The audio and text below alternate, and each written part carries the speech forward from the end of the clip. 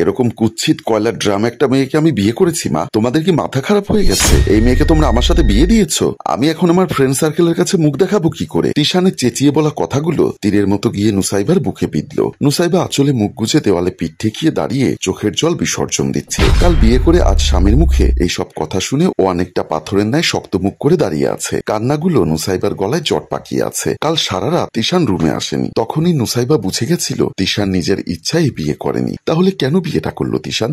নুসাইবার ভাবনায় ছেদ ঘটিয়ে তিশান পুনরায় চেঁচিয়ে বলল, আমি এই মেয়েকে আজকেই ডিভোর্স দিব। বলে তিশান রুম থেকে বেরিয়ে যাওয়ার উদ্দেশ্যে পা বাড়াতে তিশানের মা বলল, আমি কি বিয়ে করেছি নাকি তোর বাবা তোর কথা দামই দেয় না? কি করব বল? তিশান ওর মায়ের মুখে কথা শুনে দাঁত কর্মর করতে করতে বলে উঠল, তাই বলে এরকম একটা কালো মেয়ের সাথে আমার মতো হ্যান্ডসাম ছেলের তোমরা বিয়ে দিয়ে দিলে? তুমি জানো মা, ভার্সিটিতে কত মেয়ে আমার জন্য পাগল, আর আমার বউ নাকি একটা কালো কুৎসিত মেয়ে। আমি তিশান আর কিছু বলার আগেই দরজার সামনে থেকে কেউ উচ্চস্বরে বলে উঠল, এটা ভদ্রলোকের বাড়ি, এত উচ্চস্বরে কথা বলে এখানে শোভা পায় না। সেটা নিশ্চয়ই তুমি জানো তিশান। তাছাড়া তোমার সদ্য বিয়ে করা বউয়ের নামে এসব বলতে তোমার মুখে বাজছে না? সেই মেয়েটা শুনতে পেলে কতটা কষ্ট পাবে একবার ভেবে দেখেছো? তিশান আর ওর মা দরজার দিকে তাকাতেই চুপ হয়ে গেল। তিশানের বাবা এগিয়ে এসে তিশানের সামনে দাঁড়িয়ে বলে উঠল, তুমি নিশ্চয়ই জানো কাল কি পরিস্থিতিতে তোমাদের বিয়ে হয়েছে, তাহলে আজ এত প্রশ্ন কেন করছো তুমি? তিশান যেভাবেই হোক ওর বাবার উপর কখনো উচ্চস্বরে কথা বলতে পারে না, তাই নিচু স্বরেই বলে উঠল, দেখো বাবা, যেখানে তোমার ভাই আর ভাইয়ের ছেলে তোমার সম্মানের কথা ভাবলো না, সেখানে তাদের সম্মান বাঁচানোর জন্য তুমি নিজের ছেলেকে বলে দিলে। একবারও ভাবলে না তোমার ছেলের পছন্দের কেউ থাকতে পারে? তাও যদি মেয়েটা দেখতে সুন্দর হতো আমি মেনে নিতাম, কিন্তু বাবা ওই রকম একটা মেয়েকে আমি কেন? কোনো ছেলেই মেনে নিতে পারবে না। তিশানের বাবা চোখ গরম করে তিশানের দিকে তাকিয়ে বলল, যাকে বিয়ে করেছো তাকে সম্মান দিতে শেখো তিশান। নুসাইবা খুব ভদ্র, শান্ত আর ভদ্র পরিবারের মেয়ে, তুমি ওর সাথে সুখে থাকবে। হ্যাঁ, হয়তো ওর গায়ের রং শ্যামবর্ণ বলে তুমি ওকে বারবার কালো বলে আখ্যায়িত করতে পারো না। তিশানের রাগে শরীর ফেটে যাচ্ছে, তাই এক প্রকার চেঁচিয়ে বলে উঠল, আমি কিছুতেই ওই মেয়েটাকে মেনে নিতে পারবো না বাবা, আমি অন্য কাউকে ভালোবাসি, তাই ওই মেয়েকে মেনে নেওয়া আমার পক্ষে সম্ভব না। বলেই তিশান হন হন করে বেরিয়ে গেল সেখান থেকে। তিশান বেরিয়ে যেতেই তিশানের মা বলে উঠল, তিশানের বাবা, তুমি কিন্তু আর একবার ভেবে দেখতে পারতে। ঠিকই তো, ওই মেয়েটাকে কি আমার হীরের টুকরো ছেলের সাথে মানায় নাকি? তিশানের বাবার রাগী চাহনি দেখে তিশানের মা চুপ করে জায়গা ত্যাগ করলো। সবাই চলে যেতেই তিশানের বাবা নিজে নিজেই বলে উঠল, আজ তোমরা শুধুমাত্র গায়ের রঙের জন্য যে মেয়েটাকে এত নিন্দা এত অপমান করছো, একদিন তোমরাই বলবে কালোই জগতের আলো,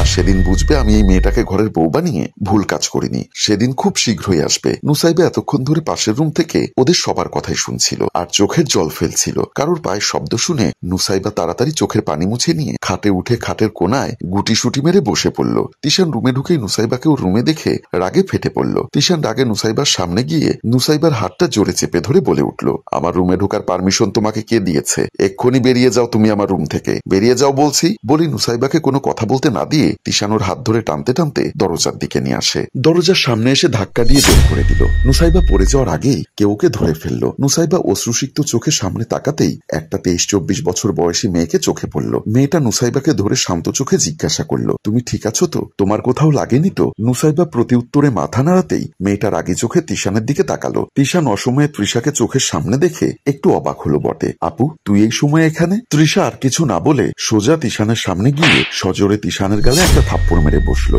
এই প্রথম তৃষার প্রাণের প্রিয় ভাইয়ের গায়ে হাত তুলল। তিশান গালে হাত দিয়ে অবাক চোখে তৃষার দিকে তাকাতেই তৃষার রাগী স্বরে বলে উঠল, একটা মেয়েকে কি করে সম্মান করতে হয় সেটা বোধহয় তুই ভুলে গেছিস, আর নয়তো নিজের সাদা চামড়ার অহংকারে তোর বিবেক বুদ্ধি লোপ পেয়েছে, তাই না তিশান? তিশান তৃষার দিকে অবাক চাহনি নিক্ষেপ করে বলে উঠল, বাহিরের একটা মেয়ের জন্য তুই আমার গায়ে হাত তুললি আপু? যেই শাসনটা তোকে আমার মায়ের করার কথা সেই শাসনটা আমিই করলাম, কারণ আমার মা তো তোকে শাসন করার বদলে উস্কে দিচ্ছে। তৃষা, নিজের মায়ের সম্পর্কে ভালো করে কথা বলো। তৃষার মা সবাই চেঁচামেচি শুনে তৃষানের রুমের সামনে আসতেই তৃষার কথা শুনে উপরোক্ত কথাটি বলে উঠল। তিশান ওর মাকে দেখে আর কিছু না বলে রেগে বাড়ি থেকে বেরিয়ে গেল। তৃষা মায়ের কথা শুনে শান্ত কণ্ঠেই বলে উঠল, দেখো মা, তোমাদের কাছে অনুরোধ, এমন কিছু করো না যাতে বাবার সম্মান ধুলোয় মিশে যায়। বলেই নুসাইবার হাত ধরে তৃষা তিশানের রুমের ভেতরে নিয়ে যায়। রুমে এনে খাটের উপর বসিয়ে বলে উঠল, আমার ভাইয়ের হয়ে আমি ক্ষমা চাচ্ছি। আসলে হুট করে বিয়েটা হয়েছে তো, আর তিশানের সাথে তোমার বিয়েটা কি পরিস্থিতিতে হয়েছে সেটা তুমিও জানো, তাই তিশান বিয়েটা মেনে নিতে পারছে না। কয়েকদিন যেতে দাও,